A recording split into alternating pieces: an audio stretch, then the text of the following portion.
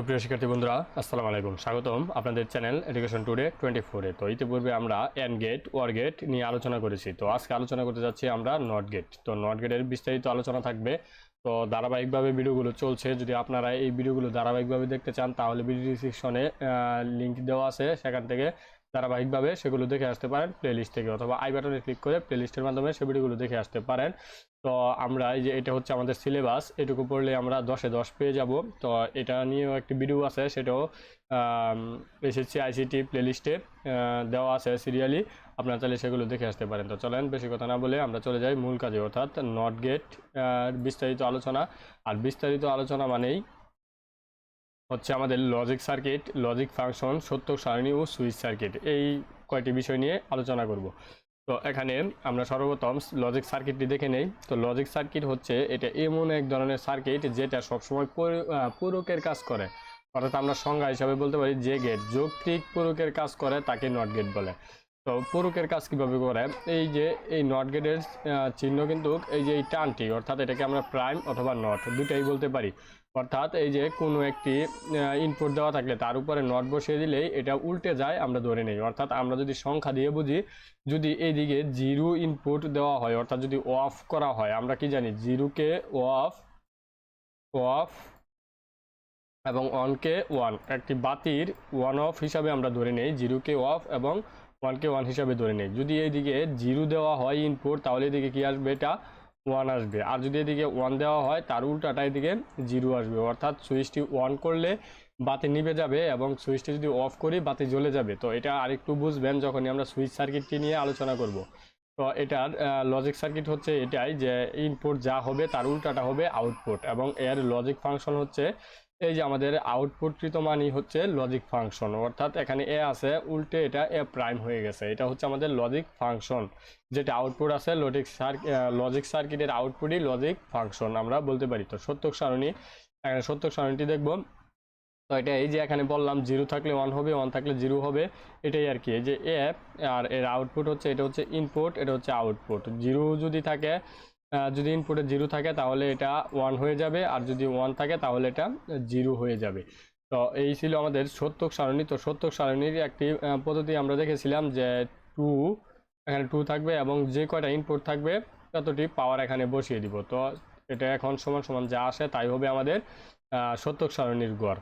তো এখানে 2-একে 2, যদি এখানে দুইটা থাকে আমাদের ইনপুট তাহলে হয়ে যায় 2 দুগুণে 4, যদি 3টা থাকে তাহলে হয়ে যায় 2 দুগুণে 4, 4 দুগুণে 8। এভাবে আর কি আমরা সত্যক সারণীর গড়গুলো নির্ধারণ করব।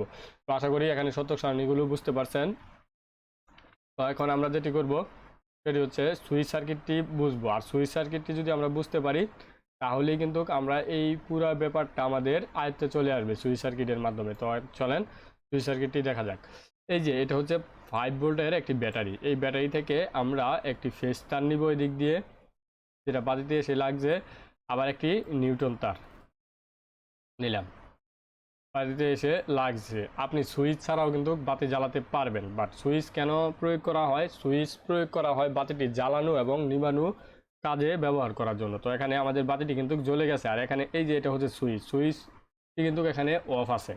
তো আমরা যদি এখানে যদি এই যে 1 নাম্বার রিকোয়ারমেন্ট, যদি সুইচটি অফ থাকে তাহলে কিন্তু বাতিটি এই যে দেখেন লাল তার দিয়ে দুই দিকে সুন্দর করে জ্বলে গেছে। আর যদি সুইচটি অন করে দেই, এই দিক দিয়ে যদি অন করে দেই তাহলে কিন্তু এই যে এই তারে প্রবাহিত কারেন্ট এই দিক দিয়ে গিয়ে এখানে লেগে যাবে, অথবা এই দিক দিয়ে যে কারেন্টটি আসছে সেটা এই দিক দিয়ে এসে এখানে লেগে যাবে। তো বাতি জ্বালানোর আগেই কিন্তু এখানে আমাদের কারেন্ট কিন্তু পজিটিভ এবং নেগেটিভ তারে শর্ট করতেছে, আর শর্ট করার ফলে আমাদের বাতিটি নিভে যাবে, অর্থাৎ বাতিটি জ্বলবে না। কারেন্ট যেহেতু আগেই শর্ট করতেছে, যার ফলে আমাদের দুর্ঘটনাও ঘটতে পারে কারেন্ট শর্টে। তো এই যে এখানে শর্ট হয়ে গেছে মাঝ দিয়ে, যে কারণে আমাদের বাতিটি জ্বলবে না। তো আমি আবারও বলছি, যদি বাতিটি অফ থাকে, দেখেন যদি বাতিটি অফ থাকে তাহলে কিন্তু সুন্দর মতো কারেন্ট প্রবাহিত হবে ফেজ এবং নিউটন তারে, এবং বাতিটি জ্বলে যাবে। আর যদি সুইচটি আমরা এই দিক দিয়ে অন করে দেই তখন কিন্তু ফেজ এবং নিউটন তার কিন্তু শর্ট করবে, শর্টের ফলে আমাদের বাতিটি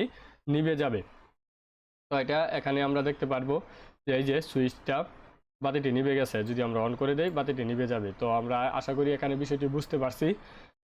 তো তারপরে যদি বুঝতে অসুবিধা হয় তাহলে অবশ্যই কমেন্টসের মাধ্যমে জানিয়ে দিবেন, আমি সর্বোচ্চ চেষ্টা করব বুঝিয়ে দেওয়ার জন্য। এখানে কিন্তু একটির সাথে আরেকটি ওতপ্রোতভাবে জড়িত। দেখেন এই যে আউটপুটগুলো কি আসছে, অফ, সুইচটা অফ ছিল বিদায় বাতিটি জ্বলে গেছে, অন হয়ে গেছে। এই যে এখানে অন হয়ে গেছে, দুই দিক দিয়ে তারে কারেন্ট প্রবাহিত হয়ে, আর এখানে অন হয়ে যাওয়ার ফলে কিন্তু বাতিটি অফ হয়ে গেছে সত্তর সারণীতে। তো সুইচ সার্কিট এবং সত্তর সারণী ওতপ্রোতভাবে জড়িত। আর এইগুলো হচ্ছে, এই যে এটা হচ্ছে নট গেটের সার্কিট। এই সার্কিট কিন্তু একইভাবে কাজ করে। আর এই যে এখানে যে আউটপুটটা আমরা বলছিলাম, যদি ইনপুট যাই থাকুক না কেন, এর উপরে প্রাইম হয়ে গেলে এটা উল্টাটা বোঝায়। আর যদি সংখ্যা থাকে 1 2 3, তো এটা 1 থাকলে 0 হবে, 0 থাকলে 1 হবে, 2 3 কোনোভাবেই হবে না। তো আশা করি বুঝতে পারছেন। তো তারপরে যদি বুঝতে অসুবিধা হয় তাহলে অবশ্যই কমেন্টসের মাধ্যমে জানিয়ে দিবেন, আমি সর্বোচ্চ চেষ্টা করবো বুঝিয়ে দেওয়ার জন্য। আর ভিডিওটি প্রথম থেকে শেষ পর্যন্ত দেখার জন্য আপনাকে অসংখ্য ধন্যবাদ। আসসালামু আলাইকুম।